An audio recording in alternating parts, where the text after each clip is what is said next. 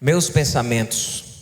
A gente divulgou, né? Falamos que íamos hoje aqui conversar sobre isso.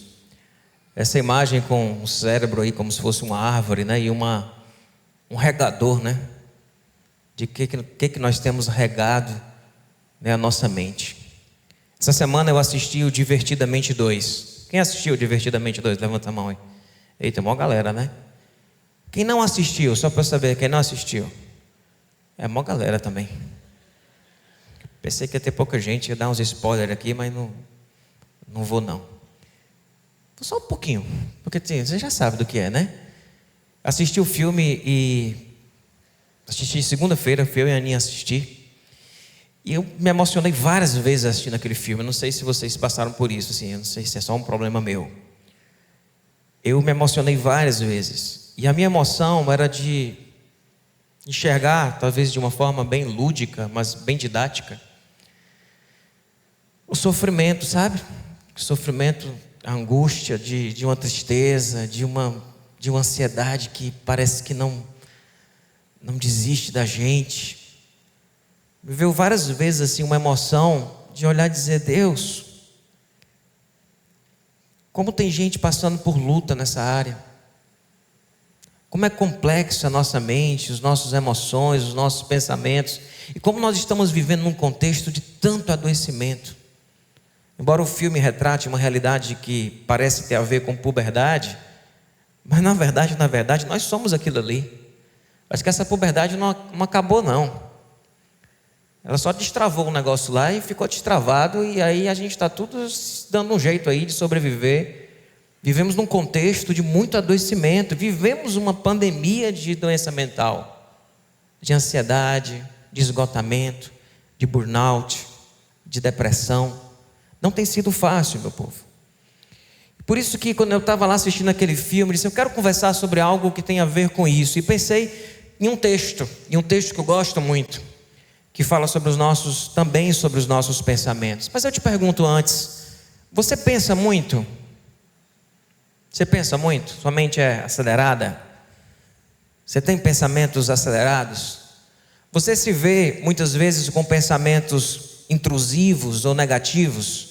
Pensamento intrusivo é aquele pensamento que parece que está conversando com você, está trazendo ali uma preocupação, ou está trazendo uma raiva, ou algum plano, alguma coisa que vem ali, sabe, trazendo para você. Você tem muitos pensamentos nesse sentido? Você se vê muitas vezes tomado por esses pensamentos? E aí eu pergunto: qual a nossa responsabilidade sobre os nossos pensamentos? Será que a gente tem alguma responsabilidade sobre os nossos pensamentos? Porque pensamento é um negócio meio... Como é que a gente controla isso? Como é que a gente decide o que não pensar? Difícil, né? Pensamento parece que ele vem e ele arromba a porta e entra, né? Ele arromba a porta e se aloja às vezes. Chega lá com bagagem e tudo, entrando: cheguei aqui para viver com você nos próximos 2 meses. Como é que a gente se livra dessa visita? Como é que a gente se livra desses pensamentos que muitas vezes vêm, sabe, cansar tanto a gente, vem desarticular tanto, vem tirar tanto a nossa paz? A gente às vezes tem uma noção de que essas coisas de ansiedade, de saúde mental, é coisa do mundo de hoje. É coisa da modernidade, da pós-modernidade, do século 21. Nada. Desde que o ser humano é ser humano, ele sempre adoeceu emocionalmente. E o texto que eu vou ler para vocês hoje é um trecho da carta de Paulo aos Filipenses, que é chamada Carta da Alegria. E nessa carta, para mim, está muito claro de que Paulo está tratando do coração e da mente daqueles caminhantes lá, que estavam vivendo naquele contexto, sabe? Pensa aqui comigo. Paulo está preso. Filipenses é uma das cartas da prisão. Paulo está preso, sentenciado de morte, esperando algum momento em que alguém fosse, sabe, decretar a morte dele. E junto com Timóteo, ele escreve uma carta aos caminhantes que estavam lá em Filipo, aos filipenses. Ele escreve uma carta preocupado e cuidando do coração e da mente. A Bíblia, a gente vai ler o texto, vocês vão ver, ele trata coração e mente como se fossem 2 coisas, né? o entendimento da época, né? O coração talvez como lugar das emoções e a mente como lugar dos nossos pensamentos. A gente sabe hoje que não é bem assim, mas o coração continua simbolizando muitos sentimentos e muitas emoções. E o texto fala de que Cristo vai guardar o coração e a mente de vocês. Paulo está tratando aquela igreja que está ali reunida, sem saber muito bem se iria entrar um soldado romano para arrastar eles numa perseguição, se eles tinham que cuidar do futuro ou não teriam que cuidar do futuro, uma vez que Cristo disse que voltaria logo. O que eles deviam fazer? Anunciar o reino? Eles iam plantar ou não iam? Eles iam se preocupar com alguma aposentadoria ou não, porque Cristo disse que voltaria rápido? E a igreja do primeiro século vive muitas questões que deixavam eles ansiosos. Eles eram perseguidos. Eles tinham muitas incertezas em relação ao que iria acontecer nos próximos séculos, nos próximos anos, não é nem próximos séculos, nos próximos anos, o que vai acontecer com a gente? Tinham acabado de passar por uma mudança radical, de encontrar a Cristo e de ter um desvendar de olhos, mas estavam ali diante de uma vida que eles não sabiam muito bem como viver. E Paulo escreve essa carta da prisão, junto com Timóteo. Ele escreve a carta a esses caminhantes que estavam lá, vivendo situações parecidas com a nossa. Não é privilégio nosso, se a gente pode chamar de privilégio, passar por situações que angustiam o nosso coração e que deixam a gente ansioso, deixam a gente passando por situações difíceis. Aquele povo vivia isso. E Paulo escreve essa carta, na minha opinião, para cuidar do coração e da mente daqueles irmãos que estavam lá passando por situações bem difíceis. E aí eu queria ler esse texto com vocês. A gente vai fazer o seguinte aqui. Eu vou ler o texto de Filipenses 4. São alguns versículos só. E depois eu vou desorganizar esses versículos, organizando eles por 3 grandes temas, tá? Na construção do nosso pensamento aqui hoje. Então primeiro a gente vai dar uma lida, como se a gente estivesse lá em Filipe, lendo esta carta que Paulo mandou. E aí eu vou ler do versículo 4 até o versículo 9, e queria que vocês acompanhassem comigo. Filipenses 4, do 4 ao 9. Alegrem-se sempre no Senhor. Novamente direi, alegrem-se. Seja a amabilidade de vocês conhecidas por todos. Perto está o Senhor.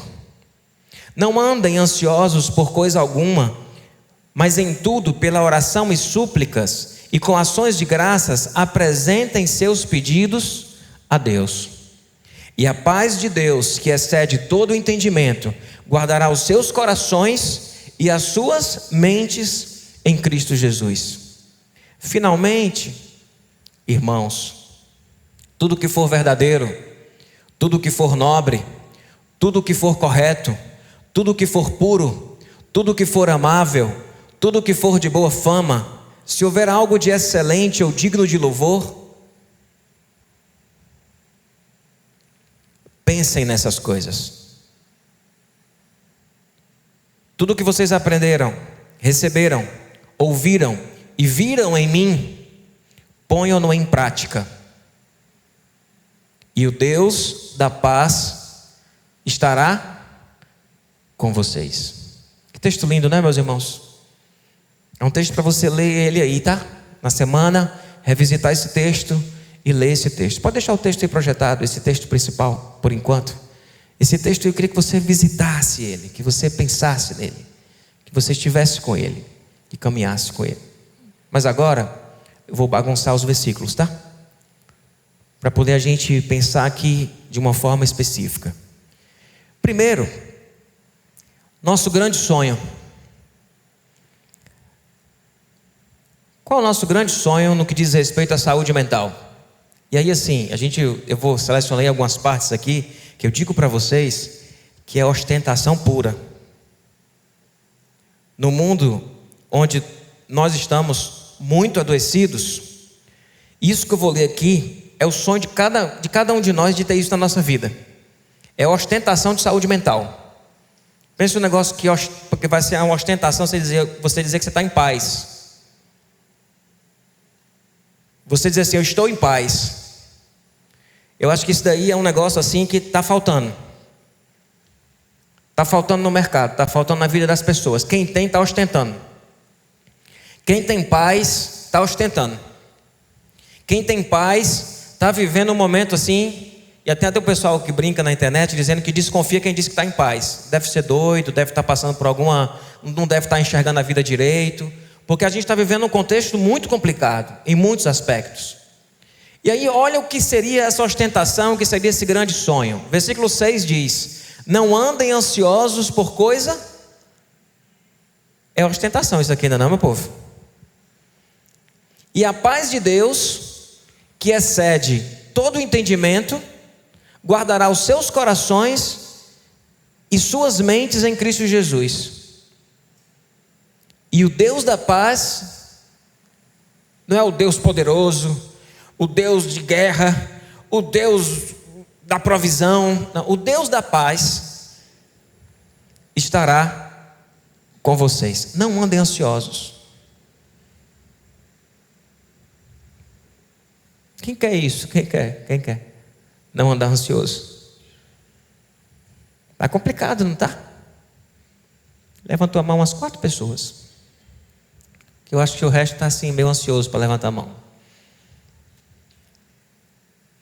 A paz de Deus que excede todo o entendimento. Encontrei uma pessoa esses dias, ele disse: ei, tudo em paz? Ele, em busca daquela paz que excede todo o entendimento.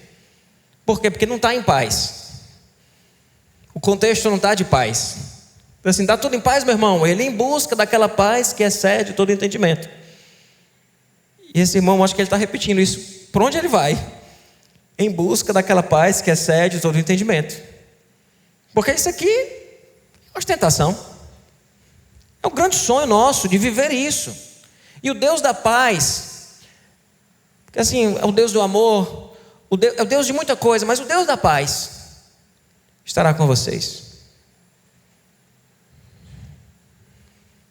Nós queremos viver isso. Nós sonhamos viver assim. Nós sonhamos desfrutar desta paz, dessa capacidade de não andar ansioso com as coisas que estão acontecendo na vida da gente. Guarda o sonho. Deixa eu ir para um outro ponto, que é um princípio básico que esse texto nos traz, e de que eu preciso ir para ele agora, para depois eu falar das questões práticas. O princípio básico que esse texto nos traz está lá no último versículo que a gente leu, que diz: tudo que vocês aprenderam, receberam, ouviram e viram em mim, Paulo está dizendo, ponham-no em prática. É a continuação do versículo aí: o Deus da paz estará com vocês. Pôr em prática aquilo que nós aprendemos, aquilo que nós ouvimos, aquilo que nós recebemos e aquilo que nós temos visto na vida de pessoas que caminham com a gente. Coloquemos em prática. Meu povo, a gente vai já entrar nas questões práticas. E as questões práticas que eu vou pontuar aqui com vocês, elas são práticas e simples. Isso não quer dizer que seja fácil. Mas eu digo para você que nós temos falhado muito por não colocarmos em prática questões que são básicas da vida cristã e da vida com Deus. E não quero que esse discurso chegue com peso no seu coração. Eu não quero que esse discurso chegue no seu coração como se fosse reprovando alguma coisa que você tem feito. Eu queria simplesmente desafiar você a pôr em prática coisas que nos foram ensinadas, coisas que nós recebemos, coisas que nós ouvimos e coisas que nós vimos em pessoas de Deus, homens e mulheres de Deus, como diz Paulo, está dizendo que vocês viram em mim. Colocar em prática coisas simples. No ano passado, em junho do ano passado, maio do ano passado, eu estava com dores muito fortes na cabeça. Vocês lembram? Passei até o mês de junho todo sem pregar. Eu estava com uma dor muito forte e essa dor não passava com medicação. E fui ver que tinha a ver com um ATM muito forte, com a musculatura todinha aqui da cabeça estava toda enlinhada. E essa peregrinação por descobrir o que era essa dor e essa tensão, eu fui um profissional, aquele que estala os ossos da gente? Bota a gente... É osteopata, mas tem um outro nome, é esse cara aí. Mas eu levei 2 P naquele dia. P é surra. O povo que não sei se P funciona no resto do Brasil, mas P é surra. 2 P naquele dia. Uma foi na maca. E a outra foi antes, foi conversando. E na hora que ele começou a conversar comigo, ele começou a me perguntar as coisas, começou a falar um bocado de coisa. E aí ele disse: você acha que você é Deus? Se a sua igreja precisa assim tanto de você, que você tem que ter tudo na sua mão. Aí ele começou a ministrar na minha vida, sabe? Vocês vão lembrar dessa pregação que eu fiz. Tem uma hora que ele olhou para mim e disse assim: você está 20 anos na frente dessa igreja? Eu disse: é. E você ainda não preparou ninguém para estar com você? Aí ele saiu assim, só lapada, sabe? E teve uma vez que ele olhou para mim, a última que ele falou várias, não vou contar tudo também não. Teve uma que ele olhou para mim e disse assim: você precisa colocar em prática aquilo que você ensina para os seus fiéis. Aí eu disse: é mesmo. Que a gente está aqui no Espiritualismo falando sobre um bocado de coisa, sobre meditação, sobre leitura bíblica, sobre relacionamento, sobre cuidar do corpo, sobre um bocado de coisa. Quando ele disse: você precisa colocar em prática aquilo que você ensina para os seus fiéis. A gente está no abrigo falando sobre gratidão, falando sobre tanta coisa. Ele disse: é verdade, eu preciso colocar isso em prática. Então eu vou apresentar as questões práticas, mas assim, meu povo, se a gente não põe em prática, é só um conceito que você está ouvindo aqui. E eu quero ser muito sincero com você: não vai fazer diferença nenhuma na sua vida. Porque não são os insights que nós temos, é a prática do que nós vivemos. E a gente precisa voltar para o básico e colocar isso em prática na vida da gente. Daqui a pouco eu vou para os pensamentos, tá? Mas eu queria agora pegar alguns versículos apresentando essas questões práticas. Desse texto que a gente leu, tá? Eu não vou sair desse texto hoje. Primeiro é quando ele diz: alegrem-se sempre no Senhor. Novamente direi: alegrem-se. Alegrem-se no Senhor. É diferente de alegrar-se com as circunstâncias da vida. É alegrar-se naquilo que Deus é e naquilo que Deus fez por nós e tem feito por nós. É descobrir a alegria no Senhor.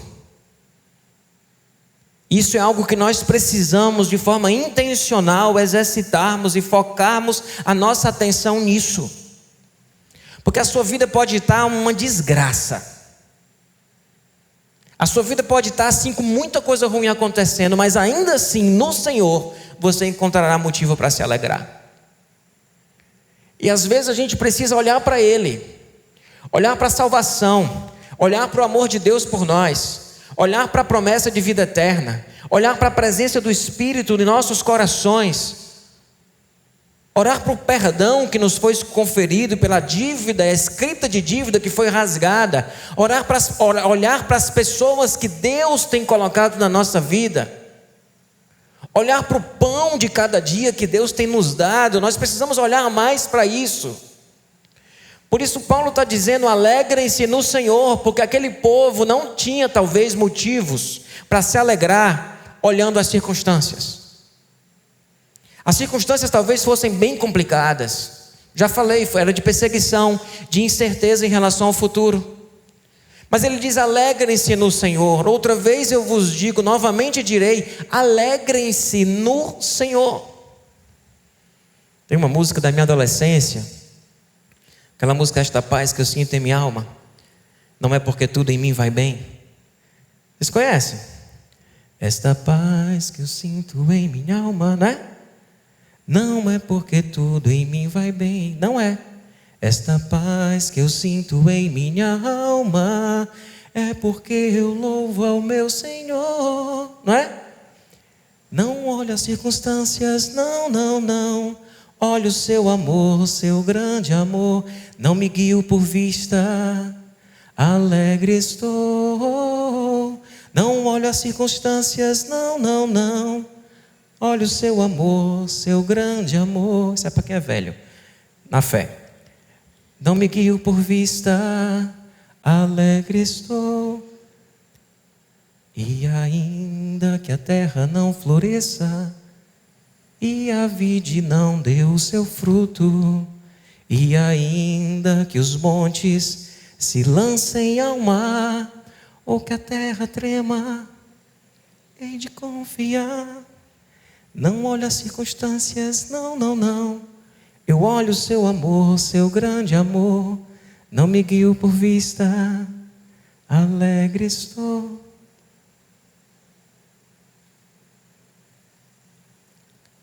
Alegre-se no Senhor.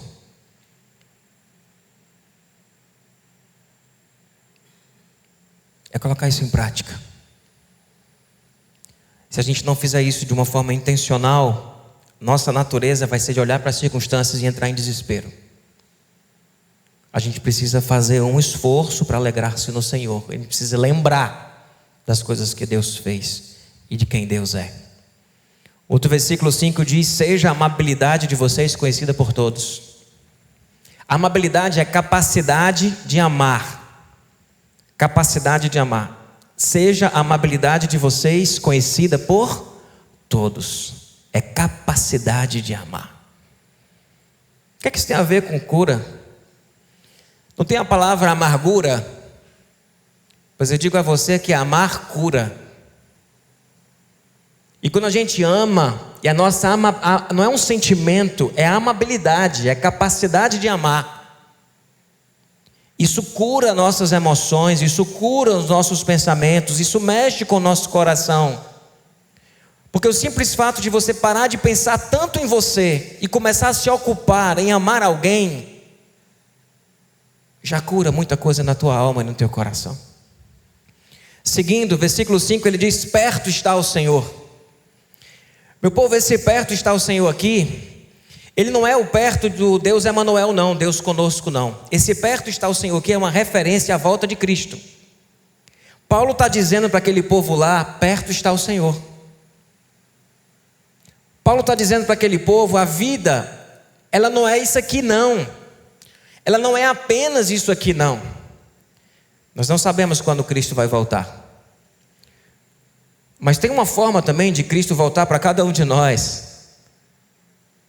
É quando nós morremos e vamos para o Senhor. Então perto está o Senhor. Porque hoje a gente está vivo aqui, amanhã a gente não está. Eu posso viver mais 40 anos e morrer com 88 anos, como eu posso morrer a qualquer hora. E 40 anos junto à eternidade é perto. Perto está o Senhor. Paulo está olhando para aqueles irmãos e dizendo: olhem para algo que está para além disso aqui. Há quem diga que isso é alienação, ou é colocar ópio para que as pessoas possam suportar o sofrimento delas. Mas nós somos seres da fé. Nós somos uma igreja. E igreja crê. Crente crê na vida eterna, na salvação, na eternidade. E sabe qual é a impressão que eu tenho? Que nós estamos adoecidos por estarmos ocupados demais com esse mundo aqui. E a nossa sensação é de que a vida está passando e eu não estou fazendo o que eu tinha que fazer. E eu tenho só mais... Tem um pessoal com 20 anos, mas eu já tenho 20 anos. E eu ainda não fiquei famoso no YouTube. Eu já tenho 30 anos. Eu já tenho 40 anos. E a minha vida profissional é como se a vida estivesse acabando. E você perdeu. Perto está o Senhor. Olha para as coisas que são de cima. A gente precisa olhar menos para essa vida como se ela fosse um fim. Ela não é um fim. E ela também não é um meio. Ela é a vida eterna que começou, meu povo. E que será para sempre.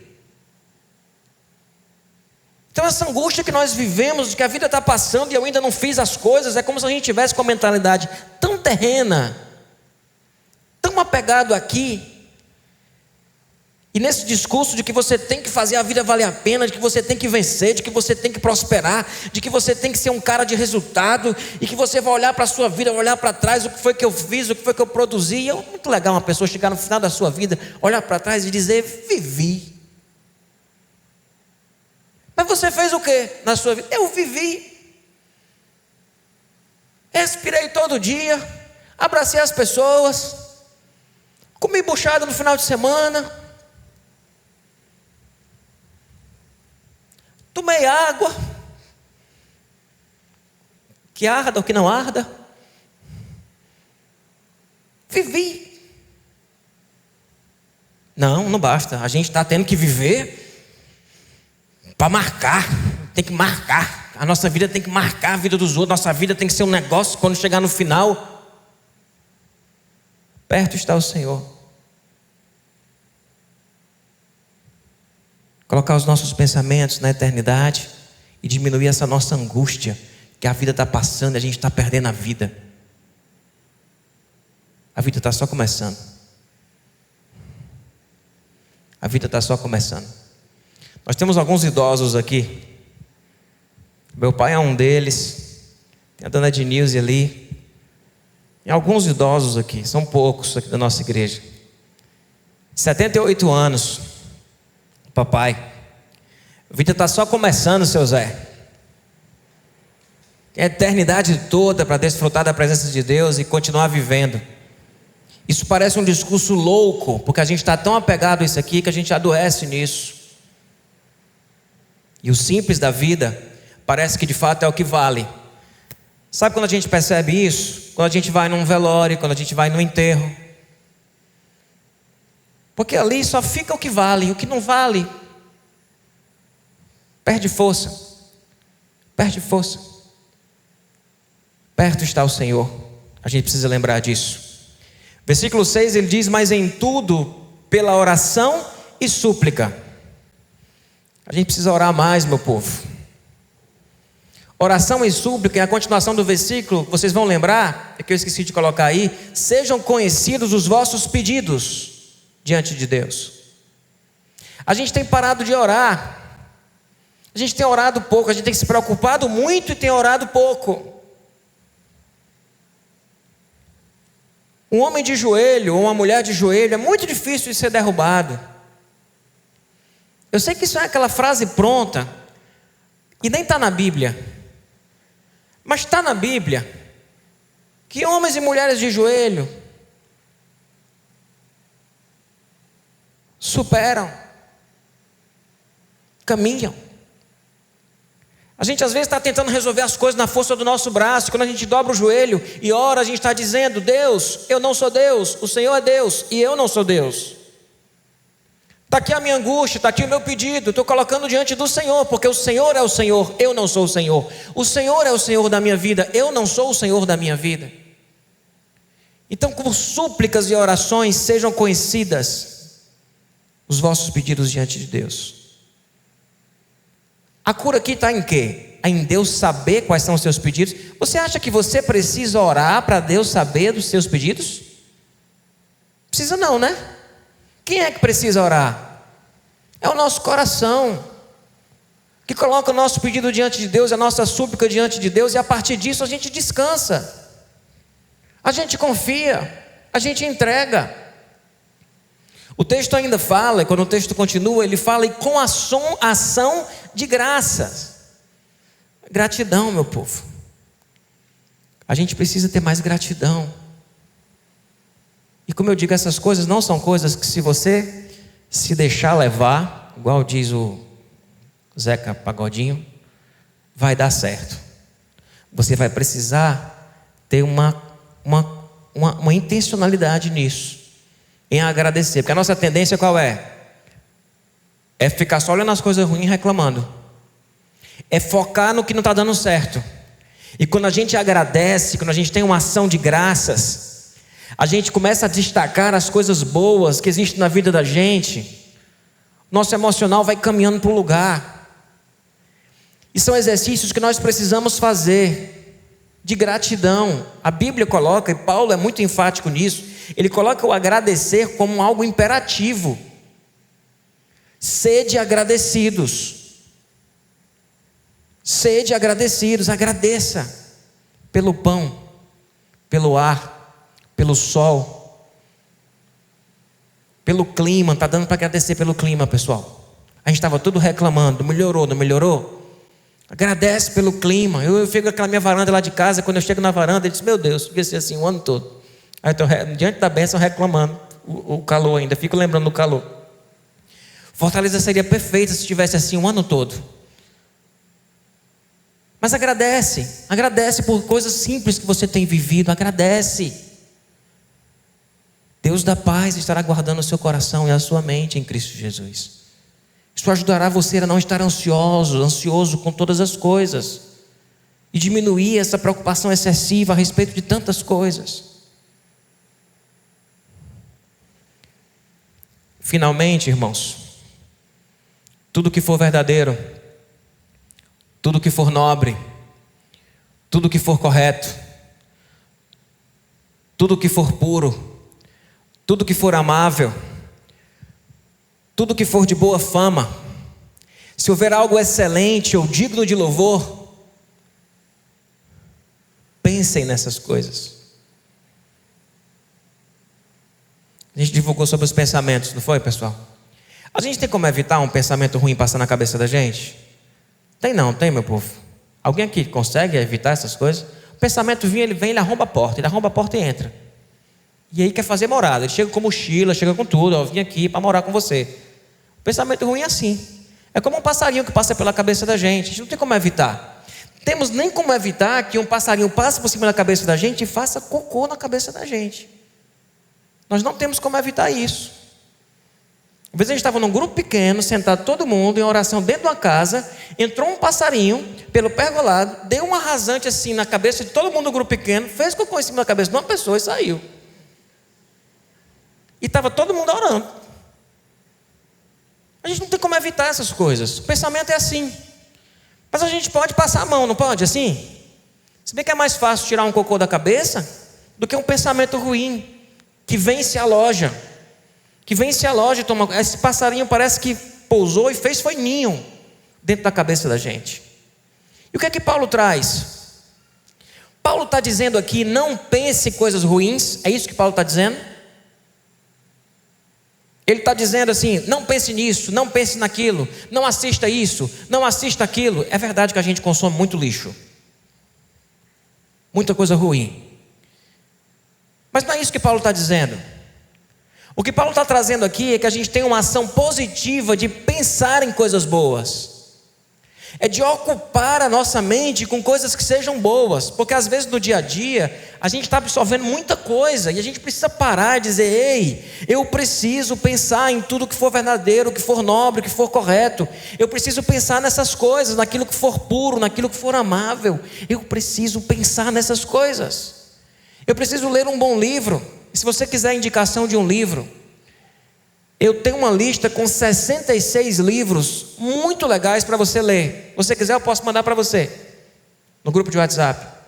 A indicação de 66 livros maravilhosos que você pode ler e guardar muita coisa boa no seu coração. Você sabe o que eu estou falando, né? A Bíblia tem 66 livros. A gente está pensando nisso. A gente está lendo a palavra. A gente está botando o joelho no chão para orar, colocando nossas súplicas diante de Deus. A gente está agradecendo pelas coisas que Deus tem feito na vida da gente. A gente está tendo a consciência que Deus está perto, de que essa vida aqui não é tudo. A gente está amando. Como é que a gente está vivendo? O que Paulo disse é: ponham em prática as coisas que vocês aprenderam, que vocês ouviram, que vocês viram em mim. Coloquem em prática. Coloquem em prática na vida de vocês. E esse desafio de nós intencionalmente buscarmos pensar, você buscar pensar em coisas boas.